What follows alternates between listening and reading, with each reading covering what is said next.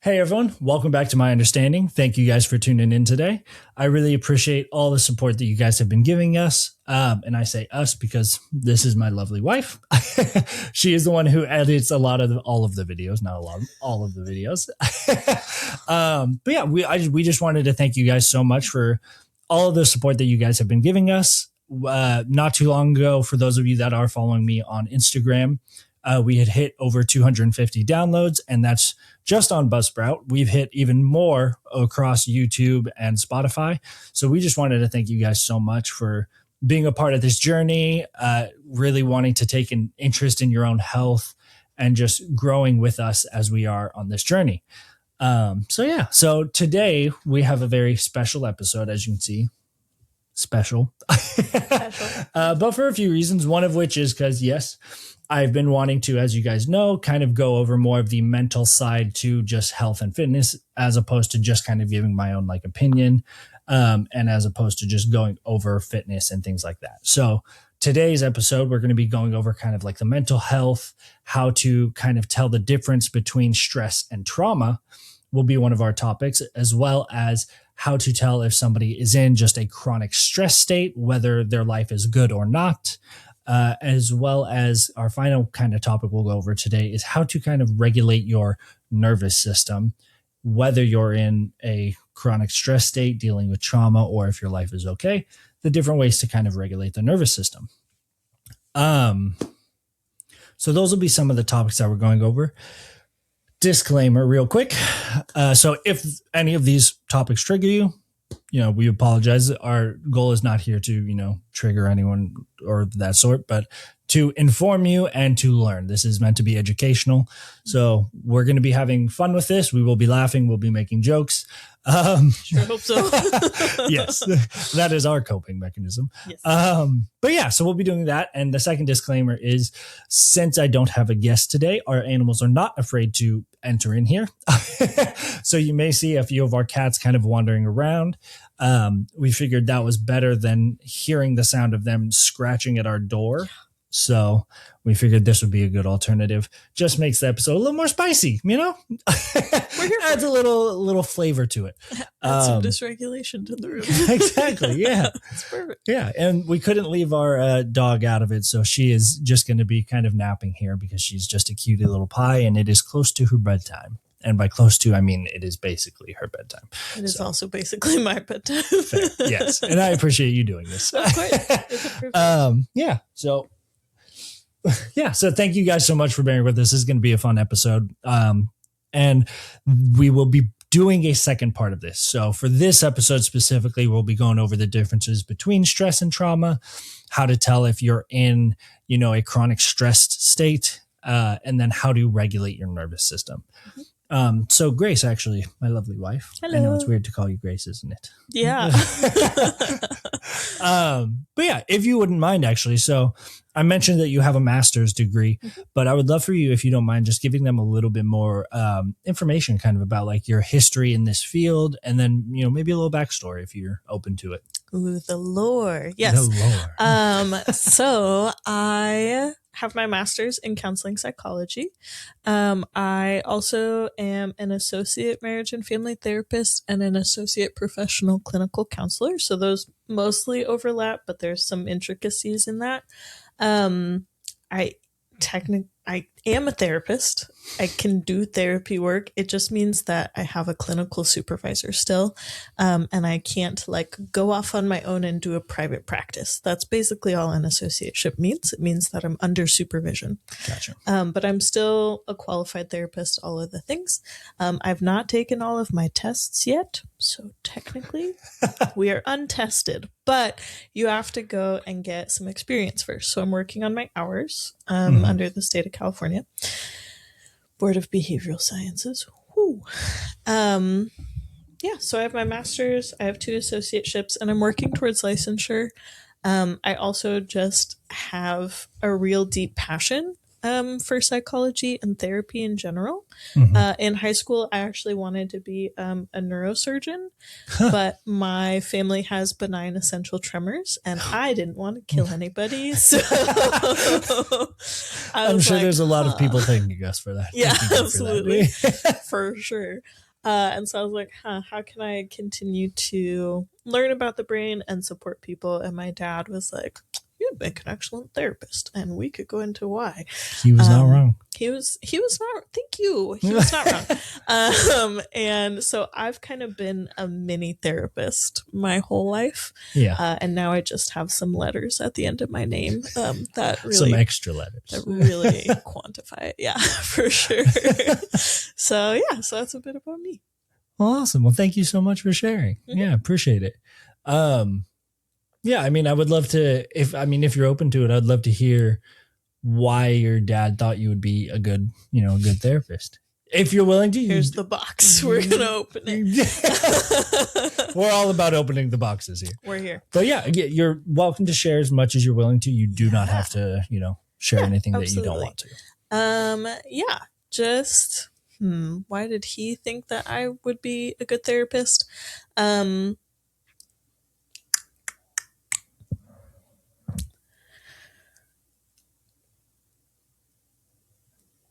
I have the skill and ability to really be present with people through really hard things. Mhm. And my dad was going through a really hard thing when I was growing up. I've gone through really hard things. I've struggled with suicidal ideation and attempts. Surprise, internet. I've struggled with some self-harm tendencies. I've struggled with depression since I was 11 or 12. And I've struggled with anxiety for most of my life. And those were really, really impactful on my childhood, my development, pretty much everything. I also have some younger childhood trauma that I am exploring right now in EMDR and navigating the healing process for that. But sorry, do you mind if I take one quick interruption? Yeah, absolutely. So just for all of the viewers at home, what exactly is EMDR? Yes. So it is eye movement desensitization and reprocessing. It's a mouthful. I know. Basically, it's a therapy modality that, in a way, takes you back through your trauma and creates a new pathway. So a lot, and we'll talk about it probably in a bit, but a lot of what big T trauma is it is stress or an experience that you did not successfully make it all the way through. Mhm. And so for me, I have a couple of really challenging experiences that, because of my age developmentally, I had no idea on how to process any of it. Yeah. And so I did not successfully make it through. So my brain and my body created coping mechanisms to help me navigate it. And EMDR is basically going back, okay, we're going to follow this pathway all the way back to that core trauma. And instead of going this way with that negative belief, yeah, we're going to choose a new belief. And it's kind of like rewriting over an old VHS player. Like a VHS, you'd stick, Gen Z, learn. You'd stick a VHS tape into the little tape recordy thing. And then when your show popped on, you had to be home at the right time to put it in there. And then you could re-record, like from the TV onto a VHS, the thing that's happening, and it would overwrite some of the data. So like if you weren't careful in labeling your VHSs, you might record over your parents' anniversary. Oof. I didn't do that, but I was about to ask, personal experience or no, thank goodness. But that's basically what EMDR is you're creating a new pathway in your brain. And so that's what I'm getting to do. A lot of times it is a traumatic event that happens. Sometimes it's like a core belief. So my core belief, is that I'm a burden. Nice. Okay. Which I'm sure people will relate to. Yeah. And so I can definitely relate to you on that one. And so it's going back through that and choosing a new belief and Yeah. focusing on that. So you use like, I do it online, which is odd. Normally you do it in person and there's like this light bar that's like this long Okay. and it blinks from this side to this side and you follow it just with your eyes. Like just like that. And that helps to connect the two hemispheres of your brain. There's have you ever seen like a half brain? Yeah. So you know that white part that's in the middle? Usually it's like gray swirly, and then there's a couple of like weird construct things, but there's this big white like line in the center. It's called, I believe, the corpus callosum, and it is the thing that connects the two hemispheres. So in your brain, your right hemisphere typically controls the left side of your body. Yeah. And your left brain controls the right side of your body. And there's this crossing that happens, and it happens in the corpus callosum.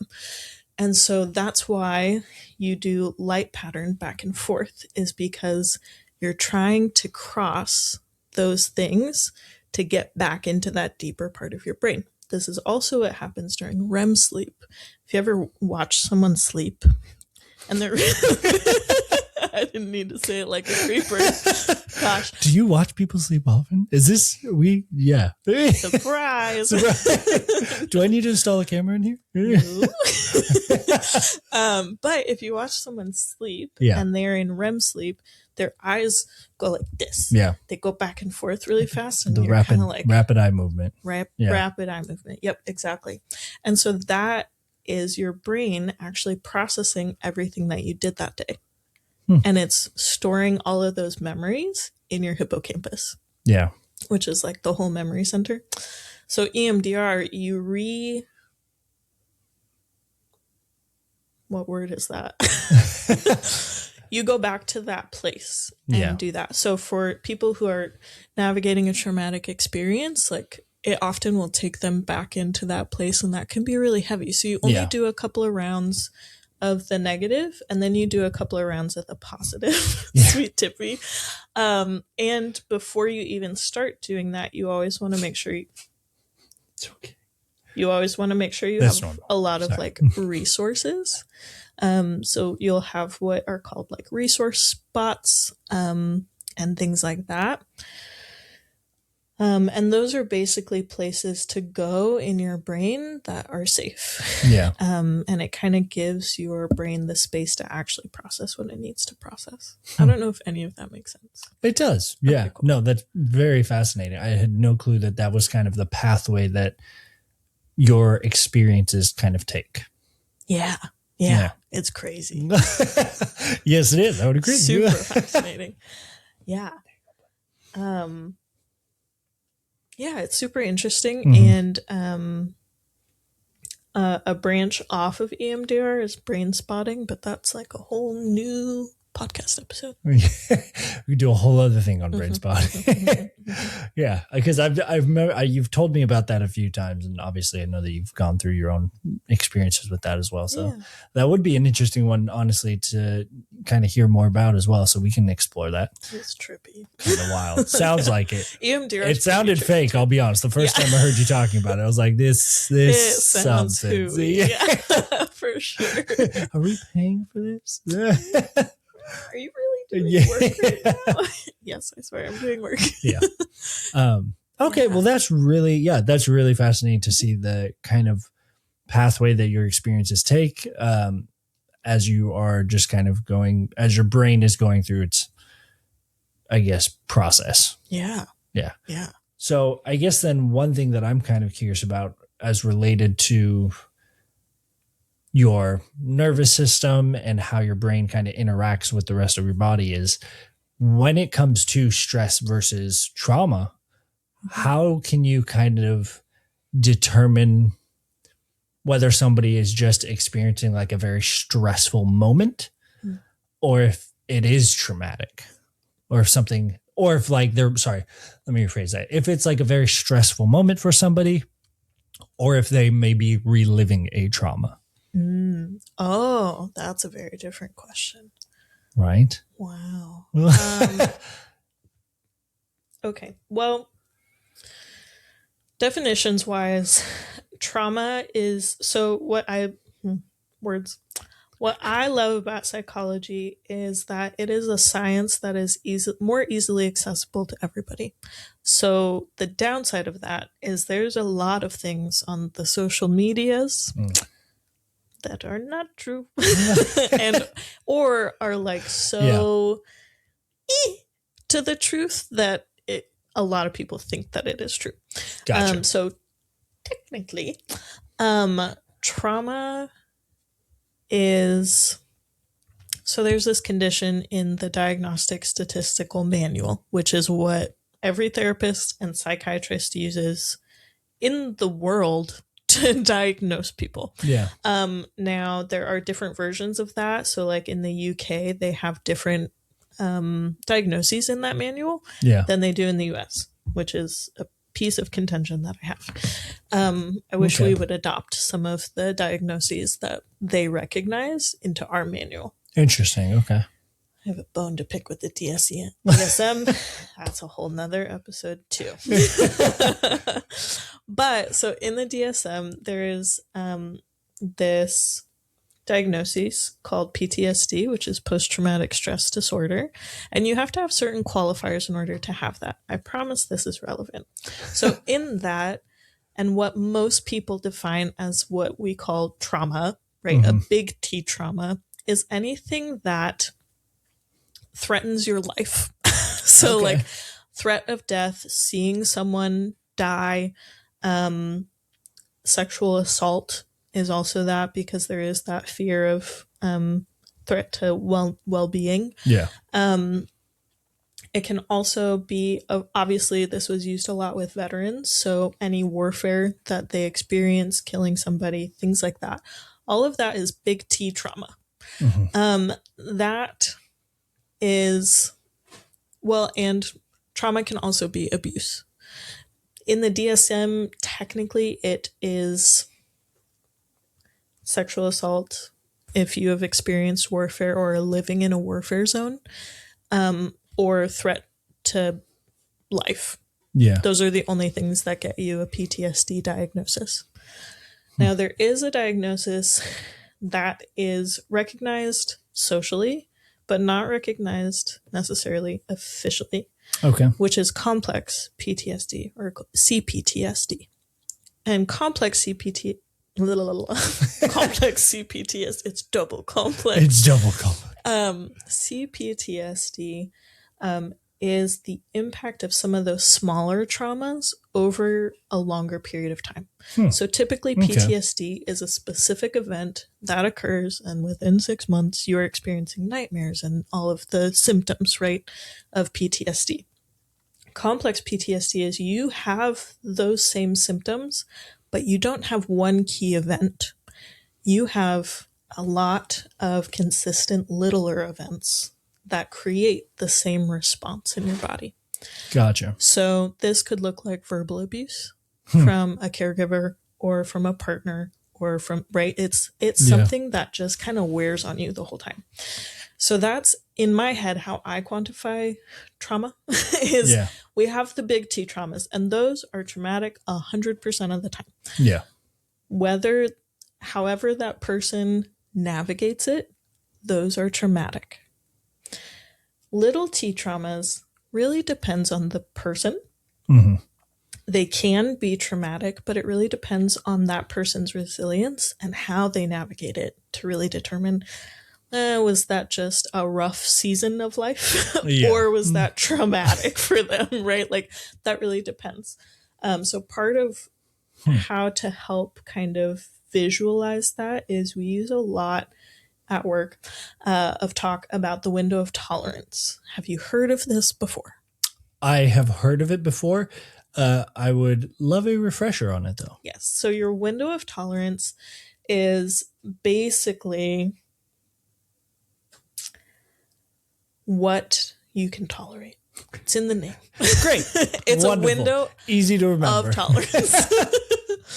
Oh, yeah. Okay. So basically, your body always wants to be at homeostasis correct? Your Yeah. brain and your body always want to be at homeostasis. When you interact with the environment or you have an experience that is heightening, right? Your emotions go up a little bit. And then you kind of have a crash afterwards and you kind of go down a little bit and then you go back up. The easiest way to think about this is like a toddler. They're doing fine. They're so excited to eat a lollipop. They're excited.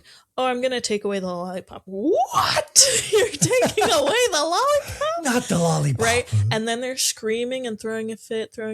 And then what happens after that? They cry and they want to take a nap. They drop down. Yeah. And they're so tired and so sorry. And they're all like, right, all the way, right. And then eventually it's like, okay, thank you, honey. And then they're back and they're like, cool, right?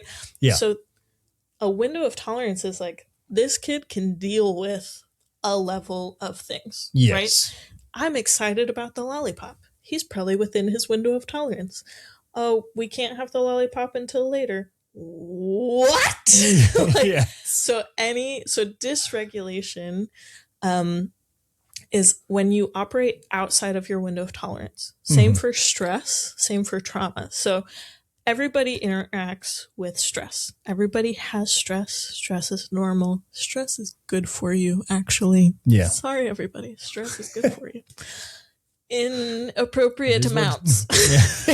Inappropriate amounts for appropriate time periods, right? So if you have stress, if it's within your window of tolerance, you're good. Stress is helpful. It helps your body. It helps your brain. It helps you build endurance, resilience, all the things, right, that we want in our life. Yeah. But when that stress goes outside of your window of tolerance, or has gone on for so long, so consistently, that now it's outside your window of tolerance, that's really what I would call trauma. Gotcha. Right? Is if it stays out of your window of tolerance and you cannot get it to go back, right? Okay. Because then if you are in that heightened state, or it can happen low too, right? So there's different ways that your brain deals with experiences or triggers. So if you're up here for forever, like let's say a whole month, it's the most stressful month you've ever had. If you don't process that adequately, that can become a trauma that's stored in your body. Interesting. Does that make sense? It does. That's an interesting concept because I don't think that was something that I had ever thought about because. Sorry, I'm still processing it. So, so just to clarify that, so stress can become trauma when it's outside of somebody's window of tolerance for a prolonged period of time. So I'm trying to think of like a good example. So if somebody is like, let's say, potentially just like getting bullied at school, cool, could be an example. Great. And it's something that continues just year round. Yeah. That's something that can obviously become traumatic because it's like, cool, the one time, hey, maybe they got like pushed into a locker, cool. Okay. Rough day, maybe it really sucked. It was painful. They said some mean words to you. Yeah. Sucks. Might not necessarily be traumatic, but it's a hard thing to go through. Absolutely. But if it's something that continues to happen year round over long periods of time, that's when it starts to become traumatic because it's something that is taking them out of that window of tolerance and it is not coming back down. Yes. And I would say that an additional piece of that too is like if you are not processing effectively. So even if a thing is happening forever, if you're really good at I wouldn't expect like a high schooler or middle schooler who's being bullied all year round to know how to process things effectively. Yeah. Right. But if they're really doing their nervous system work, if they're really doing their therapy work and they're processing through a thing, that doesn't have to become a trauma. So trauma is how I view it as like stress that gets stuck. You don't process it effectively enough, either in your brain or your body. And that's what creates a traumatic, more of that little t trauma. But like kids who grew up in neglectful households or Yeah. abusive households, right? Like that's traumatic. Gotcha. And that's more of a bigger T trauma, right? Because they do not, that is a threat to life Yeah. kind of a situation. So I don't know if that made sense or if I made it more confusing. No, that's good. So it kind of explains why it's much easier for like kids to kind of experience trauma than it is for adults. Oh, yeah. Obviously, adults can still experience trauma.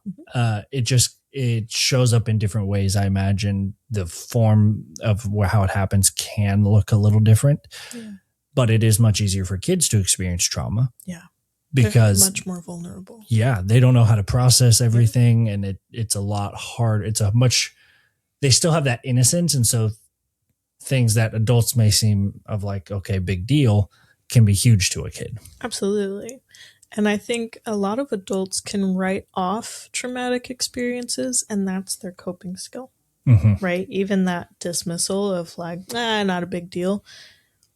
Is it not a big deal? Like, or are you avoiding doing your processing, right? And so it's like, oh, never done that before.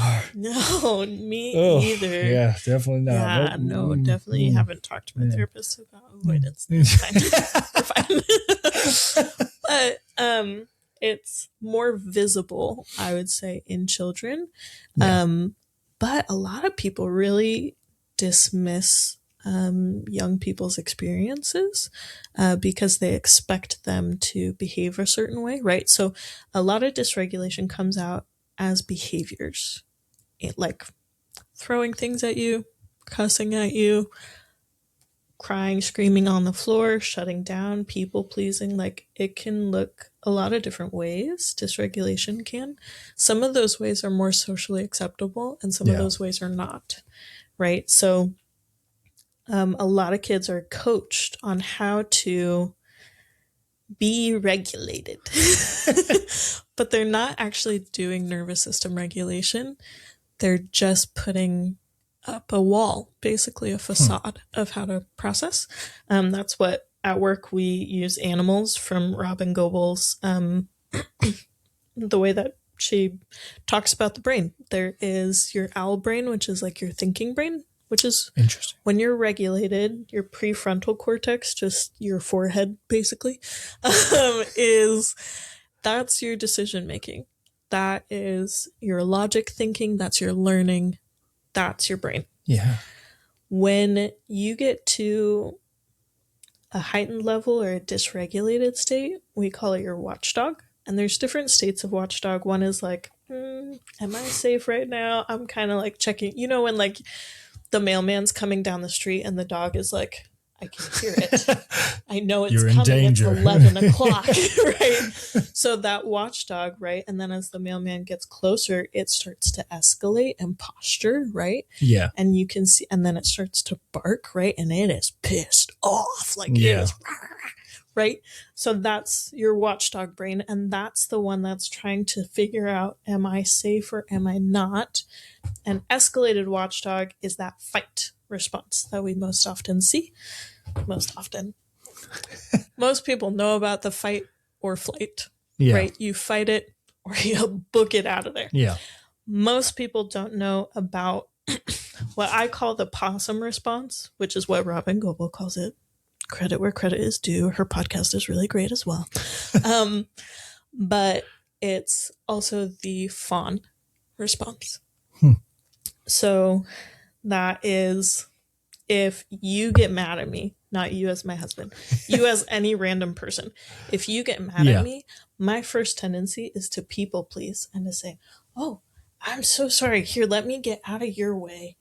Right? And it's this like, please don't do it. I'm not freezing because I'm not like not saying words. It's like, oh, let me accommodate you any freaking way I can, right?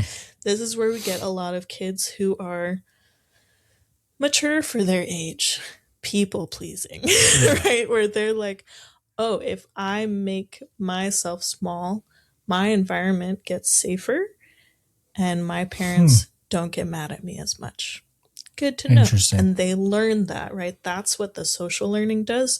And a lot of oh, this is the worst. A lot of parents, sorry parents if you do this, a lot of parents, if they see a child who is well behaved, they'll say, "Oh my gosh, you have such a good kid. They're so calm, such a good, well behaved child. Oh, he's so respectful, blah, blah, blah." And what I see is that's a possum. Mm, That's a kid who does not feel safe enough to scream and cry, does not feel safe enough to speak up, does not feel safe, yeah. right? It's dysregulation. It just is more socially acceptable because everybody expects us to all be put together all the time. Little adults. Oh, such a well distinguished gentleman, Yes. right? Like 100% of the time. But Yeah. kids aren't supposed to do that. Yeah.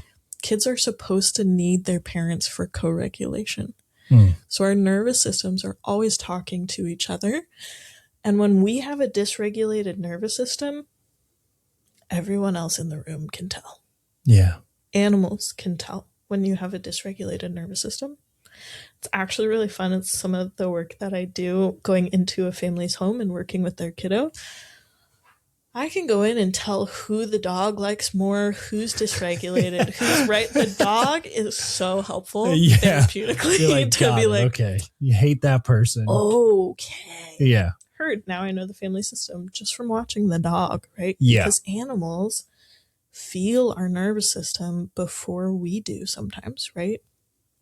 Dogs know. They know.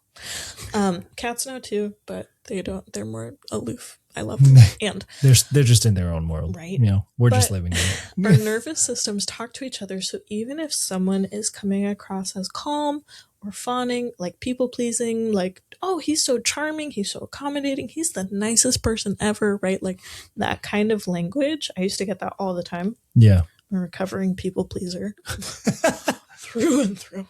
And part of that is, oh man, you know when you have a train of thought and then it just goes choo-choo? Yeah. Gone. Well, if it makes you feel any better, I think that is one thing where I'm kind of right there with you on. I find myself to be more on the people pleasing side, Yeah. rather than the side that's like, no, I need to kind of stand up for, like, you know, what I believe in, or like even just like, you know. She is very chaotic. There we go. Oh, that's better. She just does that sometimes. She just, for those of you on Spotify, our cat just came bolting into the room. Nothing chasing her. She just does it sometimes. She just came running in and jumped right next to my wife's head, and then just looked at her with those just beady eyes. Yeah, her eyes are massive. It was adorable. But yeah, she's better now. But yeah, so I tend to find myself more on that like people pleasing side. Yeah. And you know, I'll be honest, I couldn't really tell you exactly like what it comes from, because you know, even you were with me obviously when we were visiting my parents and we saw the video. Like even as a kid, I was very quiet. Like a very young kid, I was very quiet. And so I mean, part of it is just like, I know I'm definitely like more on the shy side. Gotta love cats.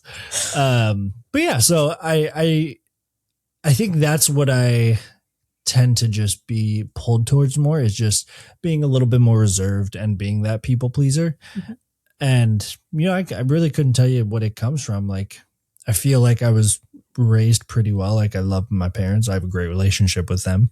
Mm-hmm. Obviously nobody's perfect. So I know that there was stuff that I've had to work through from, you know, growing up in that environment. But yeah, so I think that's something interesting that I would love to kind of look into a little bit more to find out about myself, is just, okay, hey, why am I that way? What happened? Yeah. What, if anything, or is this just who I am? And it's interesting that you say you're a recovering people pleaser, because, you know, that's something that I think I have big admiration for you about, and I'm a little jealous, is you do a very good job when it comes to like authority and just being able to speak your mind and just speak on like facts.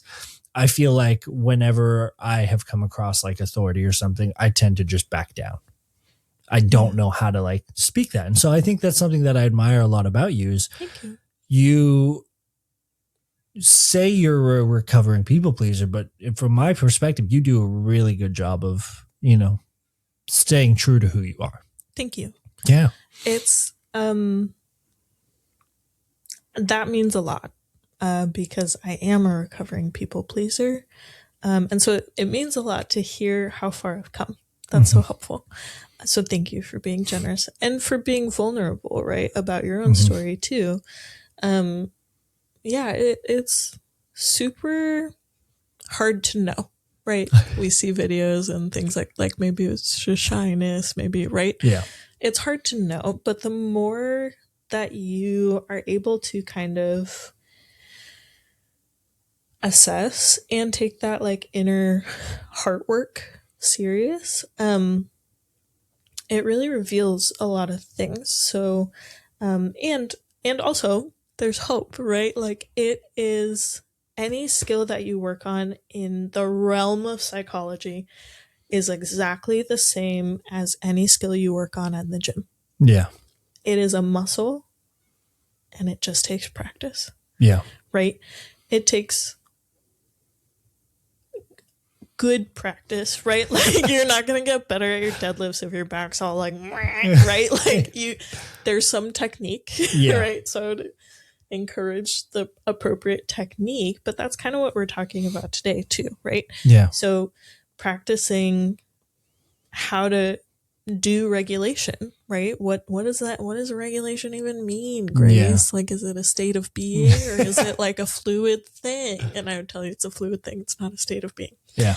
But there is hope. Like everything is a skill. It just takes practice because really your brain, it's called neuroplasticity, but it's really your brain's ability to adapt and change. And your brain, we used to think, this is me pulling out like a textbook, like a ye old YouTube video being like, so in 1925, we thought this. I don't actually know the year, but we used to think that the amount of neurons that you had when you were born, that's it. That's it, yeah. That's all you get. No more neurons for you. But we then learned, right, that, oh no, your brain is constantly creating new neurons up until a certain age, and then you start to die. Brain death, right? Yeah. And turns out that's not true either. It's wild. It's like science keeps evolving or something. Crazy. New research comes out all the time. Yeah. So the reality is that as we know it right now, I'm sure in 30 years we'll learn more, which is great. This is what we know for right now. I'll have to get a whole new master's degree. Oh, goodness. Hopefully not. That's, yeah. But what we know right now is as a baby, right, you grow crazy fast. Crazy fast. And your neurons and your brain also grow crazy fast. And so your brain is taking in lots of inputs and really figuring out your brain is kind of like, it's kind of like when you create a character sheet for D&D. Perfect. You have to figure out what class you're going to be. Yeah. Like all of these things. And then that determines what skill set you pick. And that determines where you prioritize your points to go. For anybody who doesn't play D&D, rough. You're out of luck. We got no other references. D&D's all we got. Basically in D&D, you pick out certain characteristics and there are certain thingies. Clearly, I'm an expert in D&D. There are certain thingies that you have to pick. Certain skills, like Constitution is like your life source, things like that. So you pick out those things, and then you get to roll dice and assign points to those things. And that's kind of like your starting character, right? Okay, yeah. Your brain does that as a baby. So when your brain, is my brain braining? No. We all have those moments. Man, today's a lot of them. You're doing great. Thank you. So when you're a baby, your brain is really assessing what inputs and things that it needs.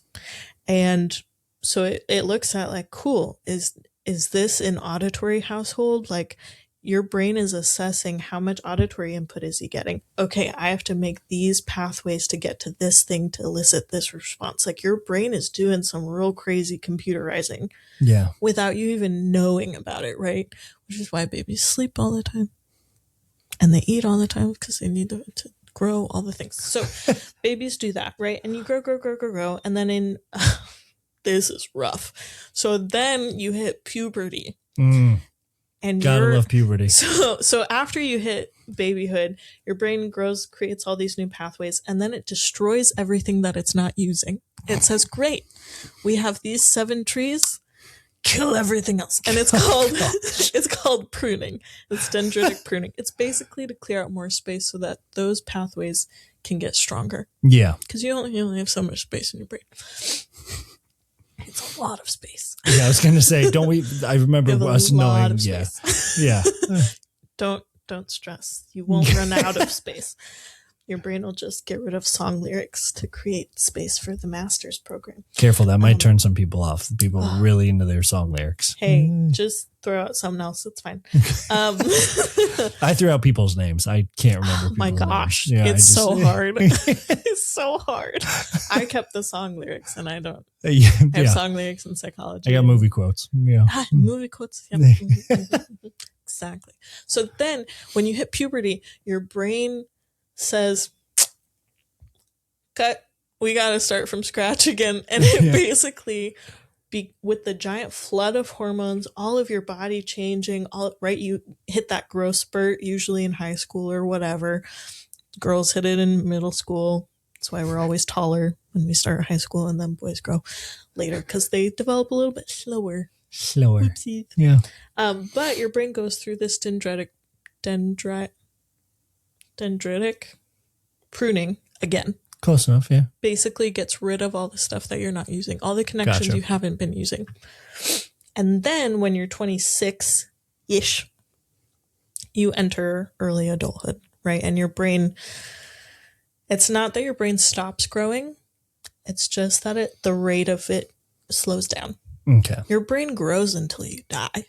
Your brain is always making new connections, always producing new neurons, always, because that is what your body's made to do. It's made to create new cells. Yeah. Neurons are cells. Surprise, your brain is always growing. That's why people who hit retirement can learn new things. They're like, I'm going to go learn bird watching, right? Yeah. And they memorize a crap ton of birds, right? Yes. And they do all the things. So, you can teach an old dog new tricks. You can learn all of these skills, whether you're learning them at 50 or learning them at 25 or learning them at 12, right? The challenge is if you were to try to learn a new skill at 12, you'll pick it up real quick. Within like 6 months, you'll be intermediate, right? Like totally, because your brain is like, yeah, let's learn, right? All the things. Versus when you're 30 and you're picking it up, like you can pick it up, but man, you got to put some work in. You got to put practice in. And then if you try at 50, got to put some real effort in. But the nice part is you've developed enough of those skills in another area of life that you can transfer it, right? Yeah. So like, well, I've worked at my job for 30 years. I guess I can learn this new psychology skill, right? Like anything's possible. 12-year-olds probably only have the attention span to do a thing for a shorter period of time. Makes sense? That's how their brain works. Right. All the things. You pick up one thing, put down another. Yeah. Or juggle 75. You know? And then you get diagnosed with ADHD. Whoa. We're killing it. We're killing it. So that's kind of your brain is always growing and learning. And so you can pick up any skill at any time. There is this phrase, jack of all trades, master of none. Yeah. Still better than a master of one. So so most people cut off that phrase. Yeah. They're like, master of none, I suck. And it's like, that's way better than being excellent at one thing.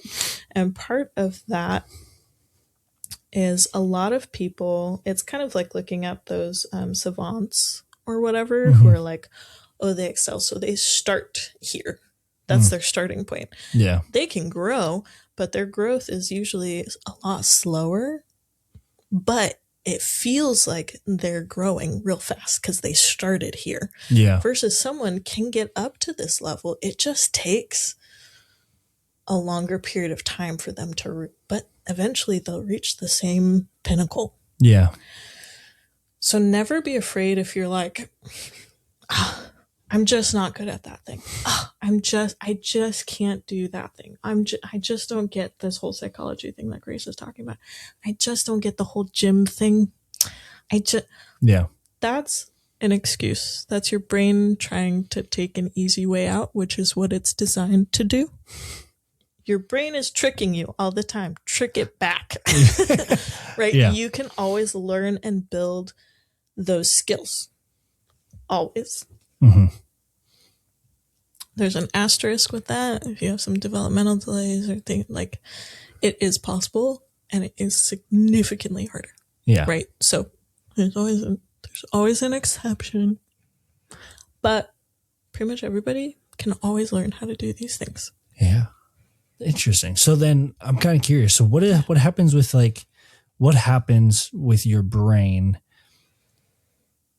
Sorry, how am I trying to word this?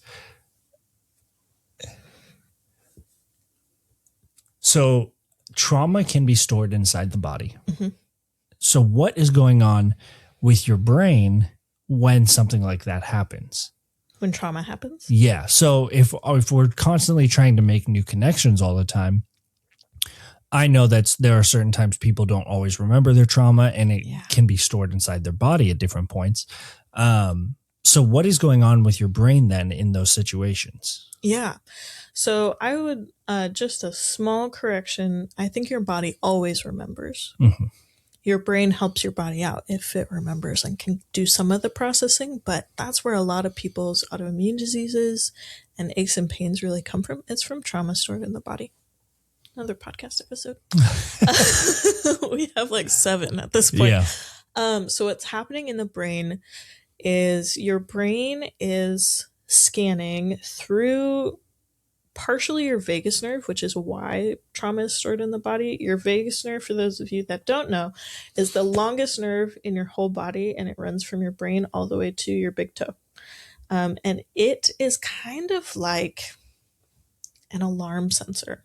Okay. So it's always taking in information. Your brain is also assessing for safety like 11,000 times a second. It's a stupid, crazy high number. It's crazy. Yeah.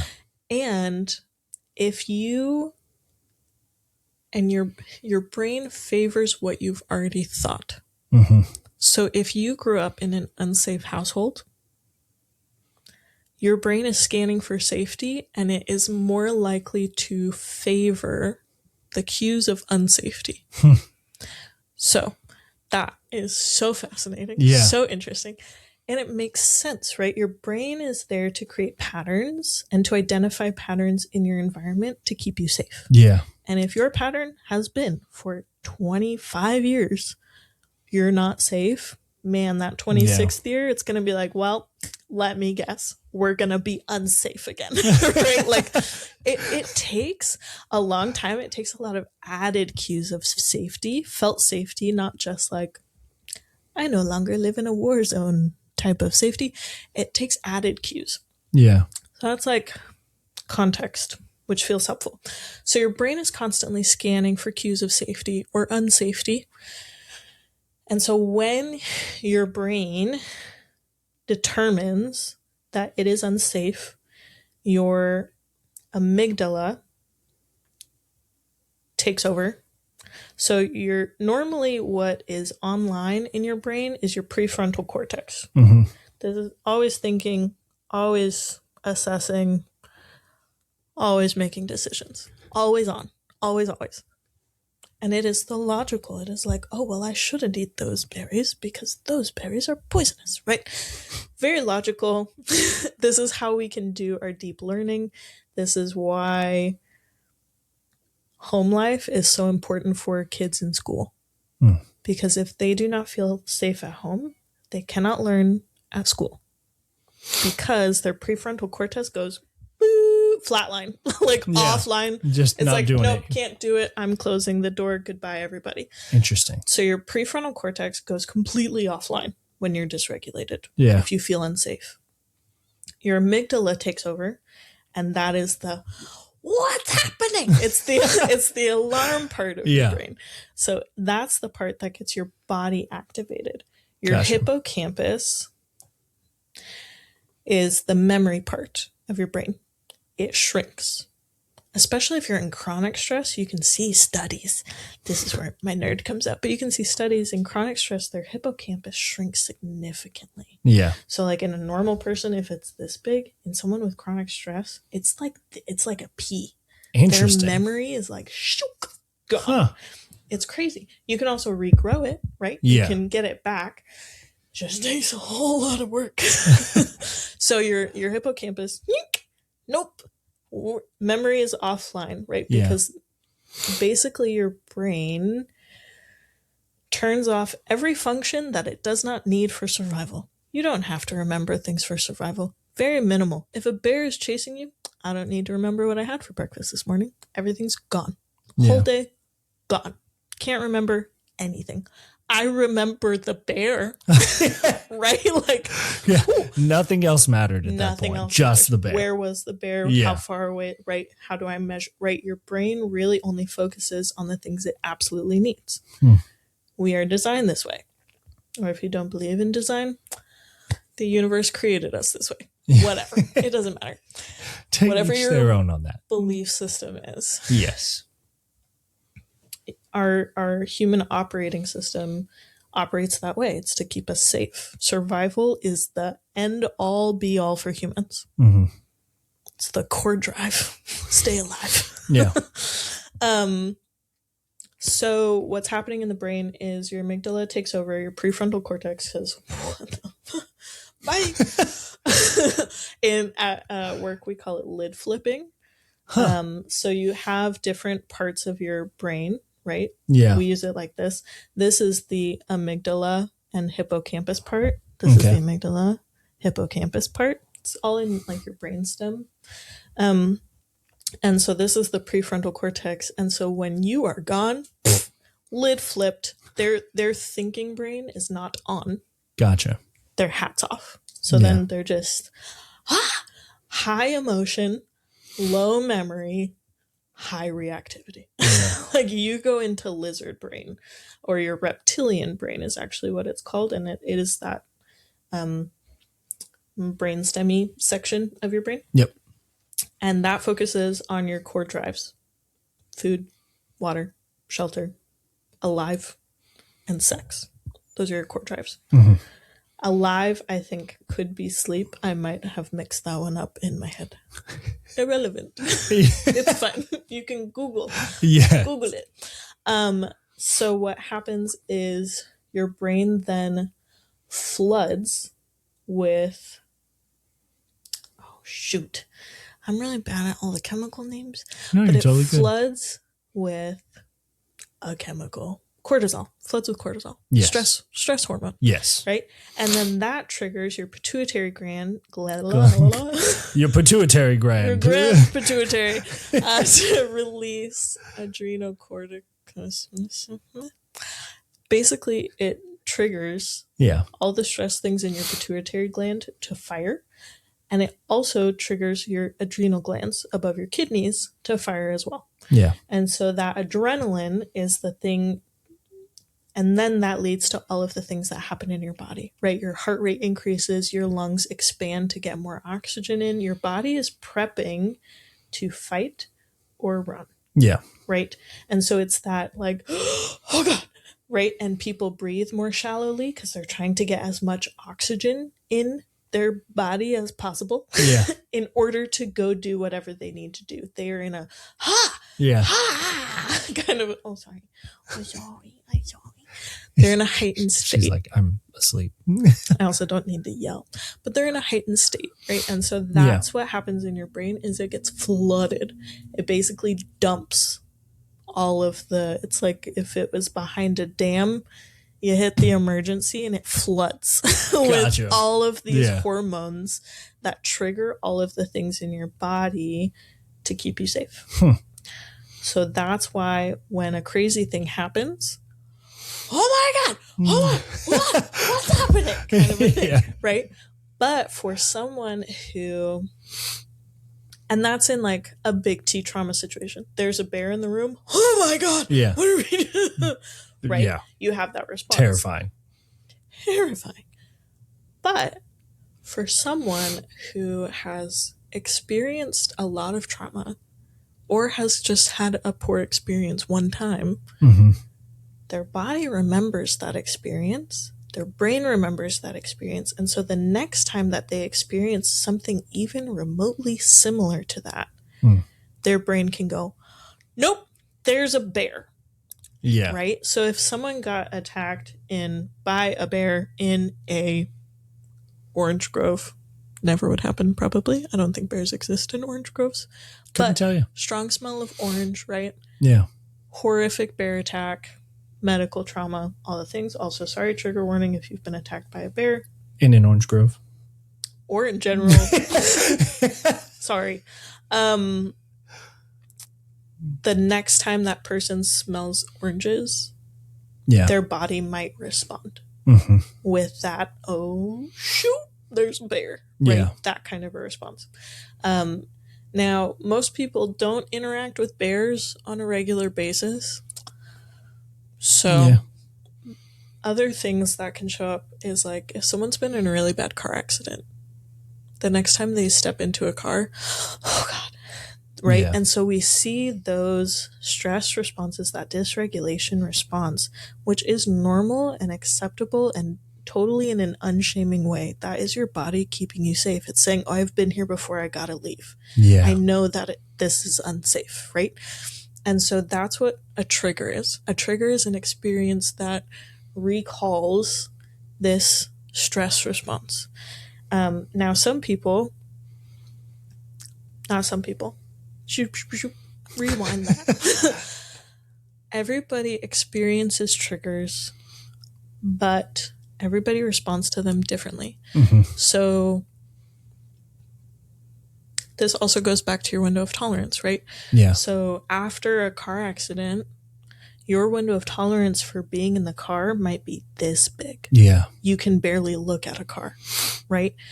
Versus someone who's been in a car forever and has never had an accident, their window of tolerance is like this big, right? Like no big deal. And so what the work of processing that trauma is taking your window of tolerance and slowly increasing it back to a place where you can handle a lot more triggers without being flooded, right? With all of that emotion, all that hormones, all the things, and without feeling too unsafe, right? So that's we go back to that window of tolerance. So triggers, everybody on the social media is like, oh my God, I'm so triggered by that. Just like that too. Just like that. On my social media, they really are. And I'm like, oh my God. Okay, maybe. And like, I'm not dismissing triggers, but like triggers are a very real, awful thing for a lot of people. Yeah. And it's really frustrating when people on social media take that really hard thing and make it like a little joke, like a little jokey joke. It can feel really invalidating. Just as a side note, if you do that, you may consider stopping. Just food for thought. Just food for thought. But triggers are a real thing. And you can learn how to navigate them, right? Like you can build your window of tolerance to a thing. You might need support in doing that. Yeah.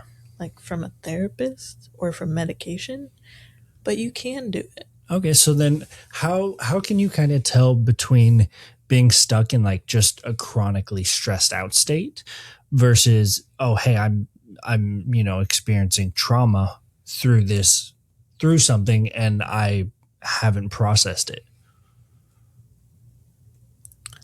Does that make sense? Do I need to reword that? I think what you're asking is, how do you determine whether it is just like a lot of stress happening versus we're in this traumatic, Yes. lots of stress happening. Yes. Okay. Yes. So the biggest thing, and you're wondering how I tell? Yeah. Well, not necessarily like just like how can somebody assess that for themselves? Got it. A big part of that is knowing what your trauma response is. So there are a couple of tests online that you can take. I don't always find those kind of tests helpful because a lot of them are not empirically backed and all the things. But it really takes a level of self-awareness. It takes a level of introspection, and sorry, but you have to like actually slow down and sit with yourself. Careful now. All right. I know that's a lot to ask, especially in our culture, in our society, and in such a go world, right? Everybody has access to us. We rarely get time to just sit with ourselves, and it's usually so uncomfortable. And it is uncomfortable. It's normal for it to be uncomfortable at first. And you have to do a level of self-introspection to be able to know, oh God, how am I feeling? What is going on for me? What is my typical response? If a lot of people are already aware, balloon pops in front of me, I'm fighting you, right? Or if a balloon pops in front of you, you might go, oh God. Yeah. Like you just might go like a little toddler and panic and just freeze. Yeah. And some if a balloon pops in front, they might go, "Whoo, oh, that was loud." And other people might go, "I love balloons," and inside they're like, "Freaking hate balloons." Oh my gosh, but I have to be happy, right? Like in this place. And some people might be like, "I love it," yeah, right, because they're just crazy. Same event, just people dealing with it differently. Absolutely. And so you have to really decide that for yourself. You are the only person that can really decide how you're feeling. And that means that you have to kind of get to know yourself a little bit. Sorry, but I think most of you are pretty cool people. I would agree. You're worth getting to know. Yeah. Crazy. Crazy. So part of it is that level. Part of it is you could really ask people, if you're feeling brave, be careful about who you ask. If you wouldn't trust their opinion, they're not someone you should be asking advice from. Word of warning. I would agree. But if you have someone that you trust, their opinion, and you're like, yeah, they're usually pretty spot on, you could go ask them, hey, how do you receive me when this thing happens, right? Interesting. You can take information from other people. You can get feedback. That's all feedback is. It's information.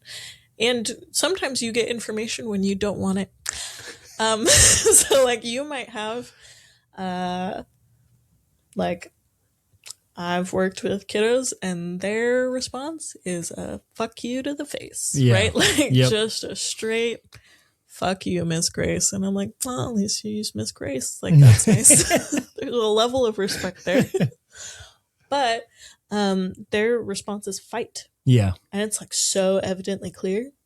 And right. And so I could give that feedback of like, oh man, you seem like you are really having a rough time. What do you need right now? Right. Like, and letting them in. You might have a couple of clients, or if you've ever worked customer service, or if you're ever in like a relationship, right? Like I get feedback from you. This is our relationship. I get feedback from you a lot about how I show up in a space, right? If I'm dysregulated, you're like, what in the heck is happening? And it's like, oh, okay, right. I'm not mad at you. I'm triggered from this thing that happened before. And you said a key word that made me want to fight you, right? Like that's happened. And that's honestly been a struggle with the gym, right? It's like body issues. Everybody has them. Very true. Or at least most women I know have them. Yeah, I mean, hey, it's a very serious thing, you know, body dysmorphia and just the amount of standards that are put on people. It is a huge thing in the gym. So it's a huge thing. And it's super real. So like if you have a personal trainer, right, who's like, scale's not where you want it to be, you're like, frick. Right? Like, and it's like, oh, okay. Yeah. Very clearly that person's response is, Yeah. Okay, they're fine. Or if you have someone who's like, oh yeah, I know, da da da da da. Yeah. Do you know? Yeah. Similar Right? thing, just a different Yeah, response to it. different response. So I don't know if that answered your question at all. Yeah, it did. Great. It kind of actually leads me into my next one because you were talking about the body and the trauma. And so Mm-hmm. when you do experience with the body kind of holding on to trauma, Yeah. so when somebody is doing certain like movements and it can cause a traumatic response, you may have kind of talked about this already or like kind of brushed over it, like with the bear attack in the orange tree. Is it a similar kind of event then that happens? So like you have that traumatic event, and when you're, around orange trees or when you had the car crash and you're in a car, Yeah. if you have experienced a traumatic event when you were younger or even just at any point in time, and then you're in the gym and you're working out, something could potentially trigger that response. And so is it a very similar kind of like thing that occurs in the brain of like, oh shoot, like I'm no longer safe here? It can. It depends on how much you've processed. So Okay. I'll share about some of my triggers. So for lots of women too, in general, a lot of our trauma and stress is stored in our hips. Mm-hmm. So any glute, hip workout, anything around the pelvis, because really your inner, oh, I learned this, your inner inner groin muscles, Yeah. are so they hold so much. They hold your bones together. They hold your whole the X right here holds everything together, including all of your stress, all of your trauma, all of your history. Right? It ends up being stored right here. Yeah. And for women, a lot of our additional stress is stored in our hips. I think that's also actually why a lot of people have back issues. Is not just because they're not working at their back, which I think is valid, and a lot of people do that. But I also think that people have a lot of trauma stored in their body that they don't even know is there. I didn't know I had trauma stored in my hips until I was doing hip thrusts at Crunch, with you. And Yeah. I completely broke down, hyperventilating, full blown panic attack. Yeah. Full weeping, ugly at the gym in a public place, which then was like, oh God. Like, it was so Yeah, but I remember. You remember that time? But that time there was another lady in the gym who said, hey, I see you. You're doing a great job. Keep breathing. Yeah. And I was like, oh wow, I need it. Right. Okay. We're okay. Right. And it was very clear to me that she'd had a similar experience. Mm-hmm. And still to this day, you can even ask my personal trainer, Eric. I still have panic attacks occasionally when I'm doing hip thrusts or glute workouts or anything. We did those hip airplane things. I was like, oh God, this could be bad. Gotta be careful. Could be bad. And so for me, early on, I didn't have the memories, but that's because my coping skill is to forget and to disassociate.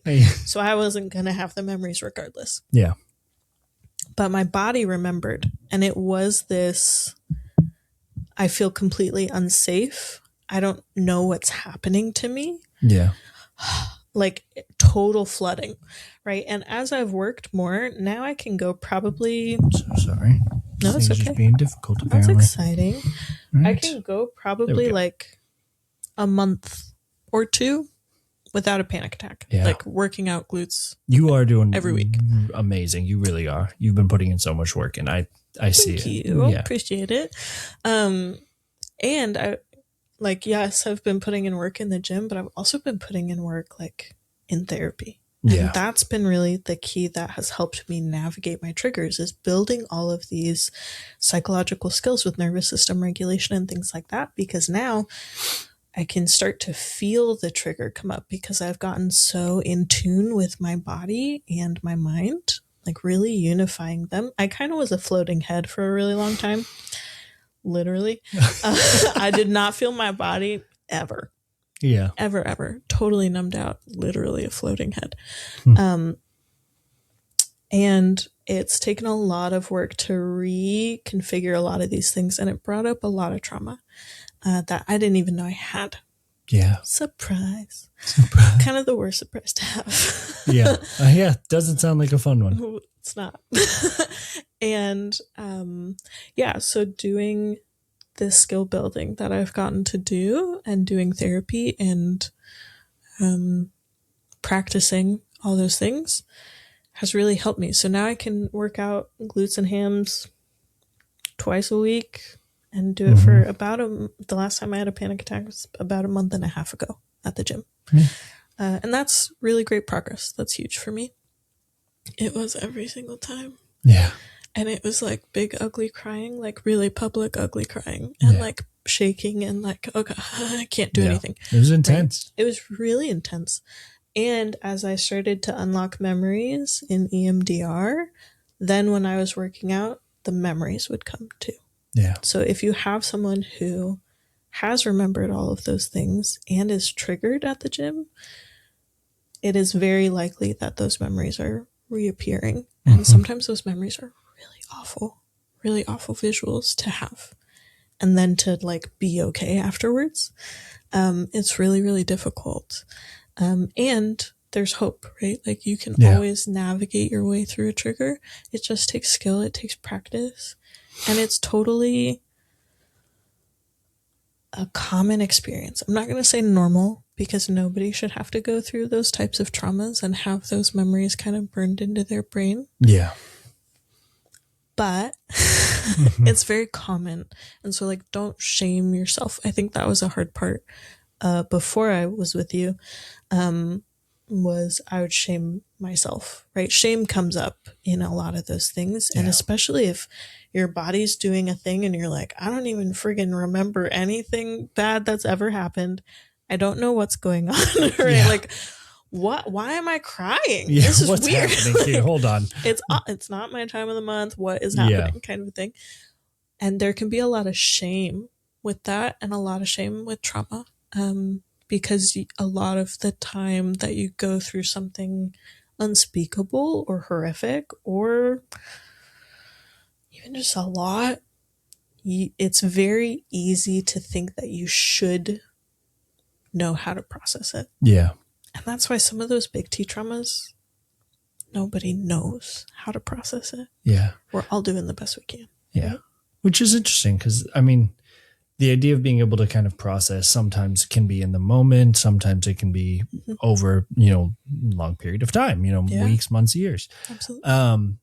But when it comes to just trying to regulate your nervous system, I'm curious, what are some of like the tips and like tricks that you use to try and help regulate your nervous system as you're going through these experiences, as because you've had your fair share, maybe even some more, And so what do you do to help kind of regulate your nervous system, whether it's from trauma or stress? Absolutely. So the biggest thing for regulating your nervous system is you don't want to start when you're dysregulated.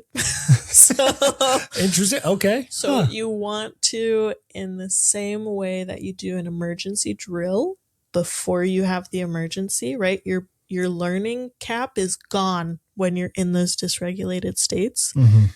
And so that's not a good time to learn how to do the things. You have to do the things when your thinking cap is on so that your brain and your body actually learn how to do it. So similarly to like an airplane, when they do the emergency exit routes, they do it before they take off, when everybody's good on the plane. Everybody's paying attention. Surprise, we can't go anywhere until you freaking look at this. Look at it, right? Because in an emergency, I know where the exits are. My learning brain was on. The amygdala will help me out a little bit, right? And you still will be like, oh God, what do we do? Yeah. But the most important people who need to know that are the flight attendants. Because they're the ones. You have 2 exits up there. Go to this exit. Put your emergency mask on. Right. They're the ones. And they do it like 1,000,000 times a day. Oh, yeah. Right. They can do it in their sleep. I've seen some of them be like, can you blow in the thing? Just eyes closed, just nailing it. Yeah. Yeah. Right. And they're nailing it. It's crazy. And that's what you have to do with nervous system regulation. So the biggest thing for nervous system regulation is the breath. So it's hard, but ideally, especially if you have a stressful job like I do, like you do, it's really, really important to build in time throughout your day to be practicing this thing. So you kind of view it as like the vagus nerve is a muscle, right? And you have to tone it. So that means that you have to do a lot of reps, right? You're not lifting heavy all at once. Yes. While that works. To tone the muscle, you kind of got to do more of like a swimmer exercise where it's lightweight but high repetition. High repetition. So the easiest one, the quickest one, I call them bunny breaths. I don't know why, but I do. It's the quickest way to regulate real quick. Yeah. And so what you do is you inhale twice quickly. So you take an inhale and then you inhale again on top of that. And then you exhale really, really long. And it sounds a little silly, but it's really cool if you do it in a room with everybody, like a lot of people in sync. Oh, it's so cool. There's something just, especially if you go to like a yoga class and she's like, breathe out. And everybody goes, like, it's so cool to hear people breathe like together as a unifying thing. There's something very unifying about it. That's a little woo woo. So what you do for the breath is you breathe in kind of like you're crying, like a and the biggest thing is you want your exhale to be long, way long as you can. Every single time. You definitely want it to be twice as long as your inhale. And part of the reason for that is because when you are stressed, right, your lungs expand to get as much oxygen in as possible. So if you're taking in a deep breath, that's why they say to breathe in through your nose, you get less air through your nose and out through your mouth. Yeah. You can breathe forever out of your mouth, right? But that's the thing. The inhale is actually dysregulating. Whoops. So it's an upregulation. And the exhale is the thing that actually regulates you. So being mindful of that, even just like first step probably is to notice your breath. Like if I'm having a panic attack, I'm breathing like that fast and I have to go and like try really hard, right? She's like, is everything okay? I know, she's like, oh gosh, to do that exhale. So like a lot of people will say like box breathe, right? You breathe in for 4, you hold for 4, you exhale for 4, you breathe out, or you hold for 4. Yeah. That's dysregulating. Box breathing is not helpful at all. You heard it here first. Not happening. Don't do it. Don't do box breathing if you're having a panic attack or if you're stressed. It's not helpful. What you need to do is like a 4-6-7 or a 4-6-8, which is you breathe in for 4. You hold for 6, which feels like an eternity. And then you exhale for 8. And actually, if you exhale for 8 and then hold with nothing in, that is even more regulating than just that longer exhale. Because what happens if you're being chased by a bear? You're usually not exhaling really long until you make it to safety. And then you're going, yeah. Okay, we made it. Okay. Bear's gone. I'm safe. Where am I? Like you're checking all of your vital signs, all the things, right? But you're doing that with long exhales just naturally. So that is the natural way that your brain and your body know, oh, hey, we made it back to safety. Oh, hey, actually, I'm okay. Oh, my gosh, the color orange isn't actually that bad. Okay, great, right? Like, some people have real triggers. So that bunny breaths is the quickest one. 2 quick inhales. And you do it 3 or 4 times in a row. That mimics the natural breath that you do when you have a really hard cry. Yeah. Where you're like,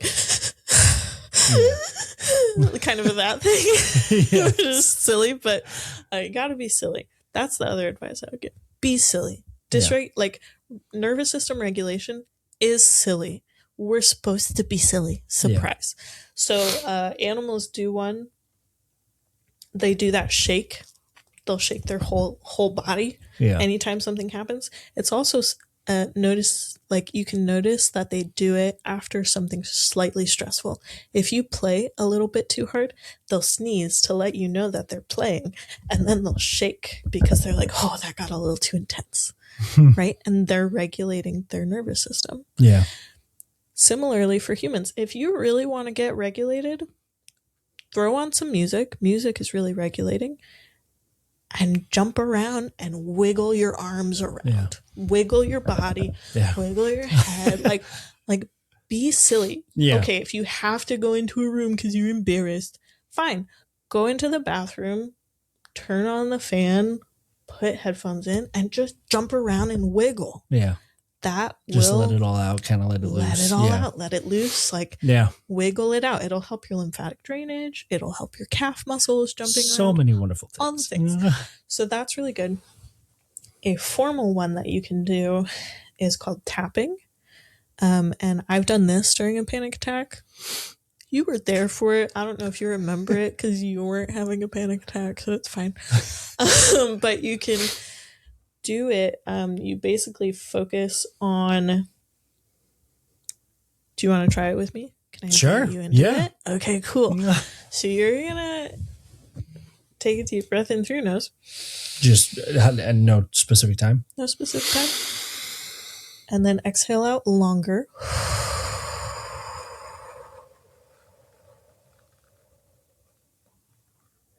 Breathe in through your nose again. And exhale out longer than your inhale. It doesn't have to be crazy. And then I want you to kind of go inward for a second and notice how you're feeling. And come up with one word about how you're feeling. And you don't have to share it. So if I go inward as I'm breathing, my right hip hurts. So I'm going to say hip. Gotcha. And then you make kind of like a karate chop with your hand. Like you're, whatcha? Yeah. You go like this.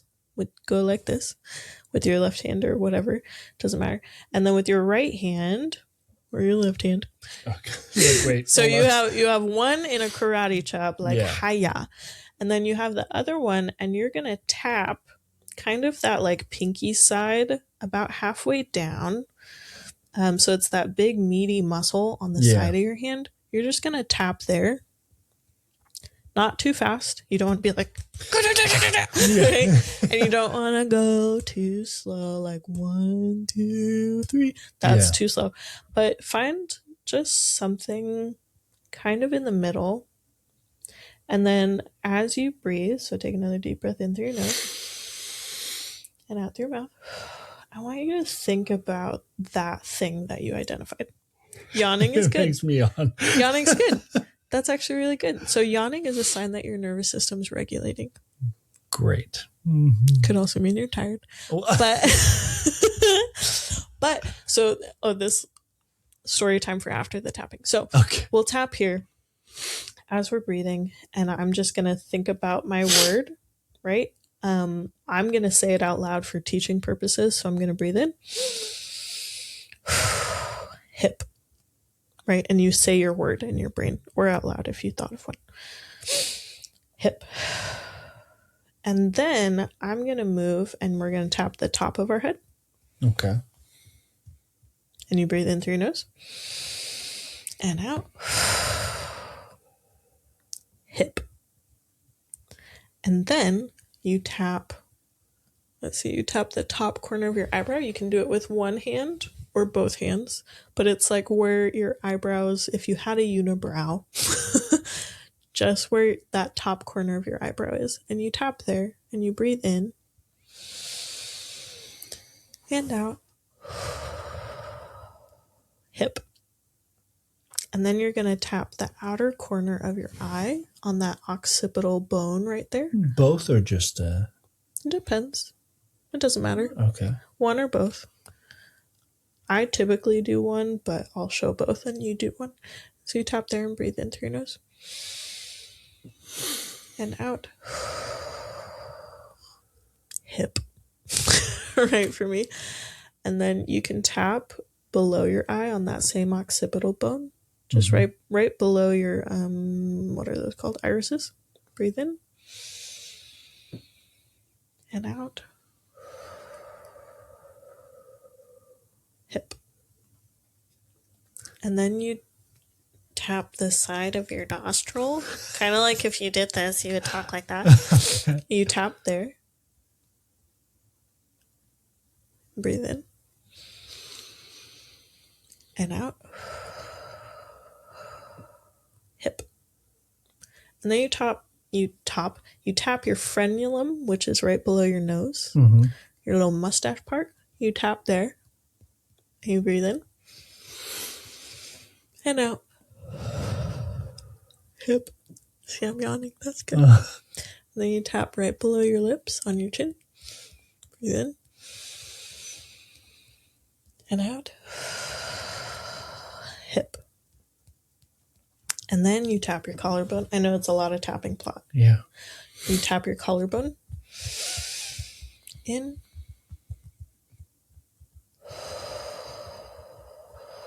Hip.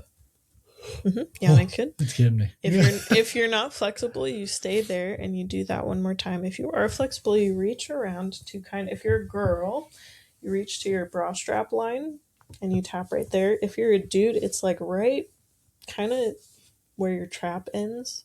You mean your lat? Yep. See, I'm not. You're doing great. No, we're new to the gym. Good.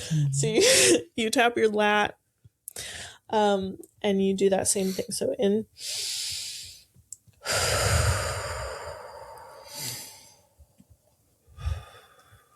hip, right, and then you go back to your little karate chop hand. Okay. And so what exactly? Sorry to interrupt. What is the tapping for? So the tapping, there are specific points that help your body move. It helps your brain and your body connect. So the tapping keeps you in your body as much as you can. Okay.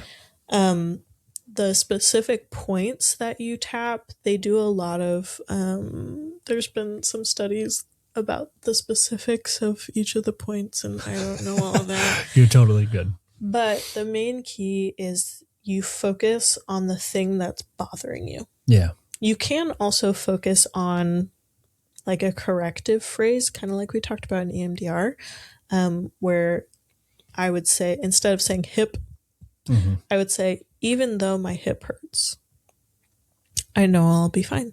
Yeah. Okay. Right? And you repeat that phrase. So it's okay, gotcha. Even though my hip hurts, I know I'll be fine. Even though my hip hurts, right? And it's just trying to connect your body and your mind and help reinforce kind of almost like a mental state. It helps your brain and your body process it. Gotcha. So that's an easy one to do. It takes longer. Yeah. So the cry breath is really quick. There's lots of them online. You can buy even a whole like card deck on Amazon of vagus nerve exercises. And most of them work. That's a really cool idea. The other thing that's really great for your nervous system, working out. Sorry. It's helpful. It's helpful. But anything with bilateral stimulation is also regulating. Yeah. So there's different zones of regulation. This will be my last long explanation, hopefully. But there's different zones of regulation. So we have the blue zone, which is kind of like you're down because the world is too much kind of a thing. The green zone where you're like, I'm good. Yeah. Life is good. I feel regulated. Everybody's happy, all the things. Yellow zone is either excited, like, oh, I'm so excited about a thing, right? That's a little bit dysregulated. Or it's like, oh my gosh, I'm getting hungry and I'm about to kill some, we're getting up there kind of a thing. So yellow can be happy or not happy kind of a thing. Wow, okay. So you can be dysregulated when you're like, yeah, I'm so excited. That's dysregulation. Yeah. It's positive. Dysregulation is not a bad thing. And a lot of people weaponize it against you. Dysregulation is not bad. It's just a state. Like it's just a movement kind of a thing. And then there's red zone, which is like lid flipped, either, oh my God. That's when people meet like their dream person. They're crying and they don't remember anything that happens, right? A lot of people who get engaged, they don't remember what their partner said to them because their lid is flipped because they're so excited. Yeah. They're like, which I think is a good distinction to make. Your lid flip could come just from an extreme elevation of almost outside any emotion. Your window of tolerance. Any emotion outside of your window of tolerance can be a lid flipping situation. Your brain doesn't know the difference. Yeah. Which is crazy. Or it could be a FU. Yes. Right? Like that could be red too. So in those like zones of regulation, what was your question? Darn it. You're doing great. You're doing fantastic. Oh, I know what it was. So you can have some people really don't do well with the whole Zen take a deep breath situation. Yeah. Some people are like, that makes me dysregulated. And I'm like, I hear you. And also, have you tried it? Yeah. But I hear you. So if breathing's not for you, there's lots of the tapping, right? Is great. Yeah.